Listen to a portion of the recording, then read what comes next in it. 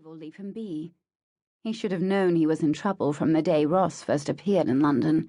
The young baronet had demanded what he thought was due his family and the clan Ross, and Quentin had dismissed the laird's claim, determined never to reveal the ugly secrets of his past to Ross or anyone else. Since then he'd paid dearly for his silence. The insolent young clan chief had begun riding the roads as the Scottish Scourge. Stirring up trouble, Ross was, trying to force Quentin's hand. He robbed Quentin's friends when they strayed into Scotland, telling them to turn for recourse to Lord Duncannon. Though he'd repaid their losses, it was humiliating that he couldn't explain why the man might be robbing them, not without raising questions he refused to answer. Quentin had endured 5 years of this, hoping Ross would eventually tire of the game. Then Ross had brazenly robbed Quentin's own factor on his way to deposit the rents. His rents provided half his income, for God's sake. At this rate, the man would bankrupt him. So he'd hired Sykeston, an action he already regretted. Entering his study, Quentin surveyed the grim faces of the men assembled there. "I told you never to come here." "We had no choice," Sykeston said. "We're fleeing for our lives." That took him aback. "From whom?" "Sir Lachlan's clansmen. They've been dogging us since we left Rosscraig." Ross's estate. Damn, he should never have told them who he thought the Scourge really was. "You were supposed to catch him in the act and beat some sense into him so he'd stop this nonsense, not waylay him among his own people." "We tried, damn it," Sykeston cried. "But he didn't take the bait, no matter how much of your gold we spent or how many inns we went to, bragging of being your friends on holiday." "We think he has an accomplice," another man put in. "Someone in London who knows your friends and tells him who to attack and when." "Or else he's canny enough not to fall for fools pretending to be gentlemen," Quentin snapped. He should have hired more sophisticated men, but how was he to find them? He'd had enough trouble finding these. "We didn't have an easy time at his estate, neither.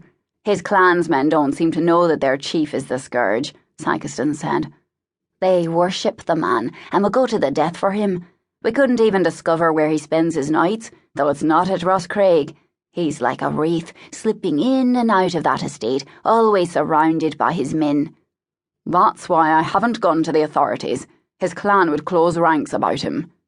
No matter how convinced Quentin was that Ross was the Scourge, proving it wouldn't be easy. With Ross being Quentin's neighbour, the authorities would assume their quarrel stemmed from a property dispute. And if anyone started investigating and discovered the truth, he shuddered. "So you couldn't lure him out?" "We did," Sykeston put in, "but only by blackmailing a clansman to find out where he'd be. Then everything went to hell once we caught up with him."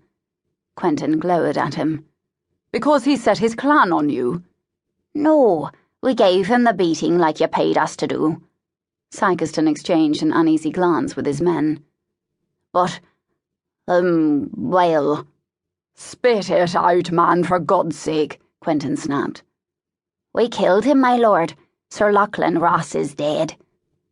It took a moment for the words to register. Then Quentin felt the room sway around him. Surely he couldn't have heard right. "You killed him?" "It wasn't our fault," another man said. "When we jumped him on the bridge, he was armed with a knife. If Johnny here hadn't laid a cudgel to his head..." "A cudgel?" Quentin thrust his face in Sykeston's. "I told you I only wanted him roughed up a bit." Sykeston glared at him. "Indeed you did, my lord, but you weren't there. Ross is built like an ox and fights like one too. He also used to be a soldier, something you forgot to mention when you hired us." Quentin had been afraid they would refuse the job if he told them.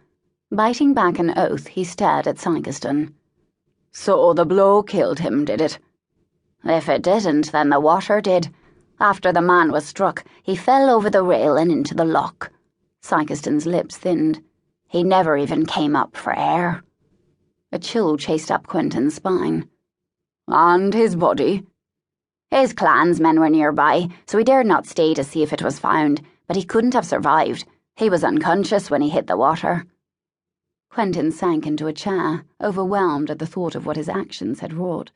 The rogues had committed murder. In his